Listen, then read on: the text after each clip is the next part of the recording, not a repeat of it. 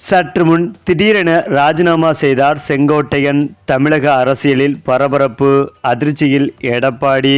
அதாவது அதிமுக பொதுச் செயலாளர் எடப்பாடி பழனிசாமி நேற்று அறிவித்த அதிமுகவின் மாவட்டங்களுக்கான பொறுப்பாளர்கள் பட்டியலில் அந்த கட்சியின் மூத்த தலைவர்களில் ஒருவரான முன்னாள் அமைச்சர் செங்கோட்டையன் பெயர் இடம்பெறாதது அந்த கட்சியில் கூடுதல் சலசலப்பை ஏற்படுத்தி இருந்தது. அதே நேரத்தில் பிற மாவட்ட செயலாளர்கள் பெயரும் இல்லாததால் இதில் உள்நோக்கம் இல்லை என்கின்றனர் அதிமுகவினர். அதிமுக ஏற்கனவே சசிகலா அணி, ஓபிஎஸ் அணி என பல அணிகளாக பிரிந்து கிடக்கின்றன. டிடிவி தினகரன் தனி கட்சியை நடத்தி வருகிறார். இந்த நிலையில் அதிமுகவினர் அனைவரும் ஒன்றிணைய வேண்டும் என தொடர்ந்தும் வலியுறுத்தி வருகிறார் அந்த கட்சியின் மூத்த தலைவரான செங்கோட்டையன். மேலும் அண்மையில் எடப்பாடி பழனிசாமிக்கு விவசாயிகள் நடத்திய பாராட்டு விழாவில் எம்ஜிஆர், ஜெயலலிதா படங்கள் இடம்பெறவில்லை என்பதை சுட்டிக்காட்டி அந்த நிகழ்ச்சியை செங்கோட்டையன் புறக்கணித்ததால் பெரும் பரபரப்பு ஏற்பட்டது.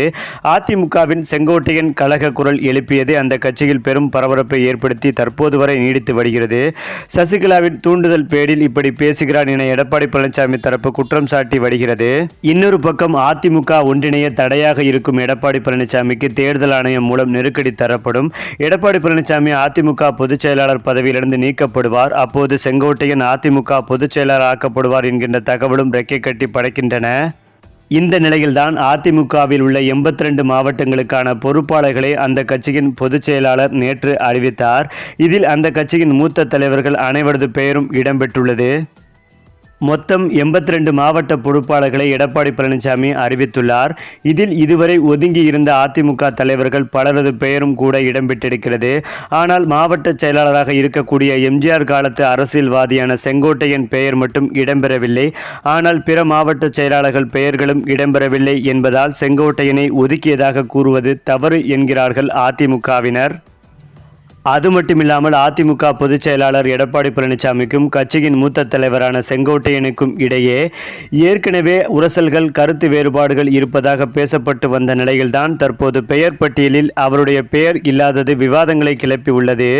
அதேபோல் சென்னையில் நடைபெற்ற அரசு நிகழ்ச்சியில் கலந்து கொள்வதற்காக சென்றிருந்த செங்கோட்டையன் நேற்று காலை கோவை விமான நிலையத்திற்கு வந்தடைந்தார். ஈரோடு செல்வதற்காக வந்த முன்னாள் அமைச்சர் செங்கோட்டையனிடம் செய்தியாளர்கள் கேள்வி எழுப்பினார்கள்.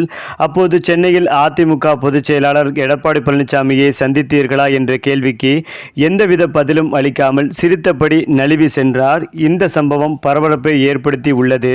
இந்த நிலையில்தான் எடப்பாடி மீது கடும் அதிருப்தி கொண்ட செங்கோட்டையன் அதிமுகவிலிருந்து விலகி விரைவில் ராஜினாமா கடிதத்தை ஒப்படைக்க முடிவெடுத்துள்ளதாக தற்போது தகவல்கள் வெளிவந்து கொண்டிருக்கிறது.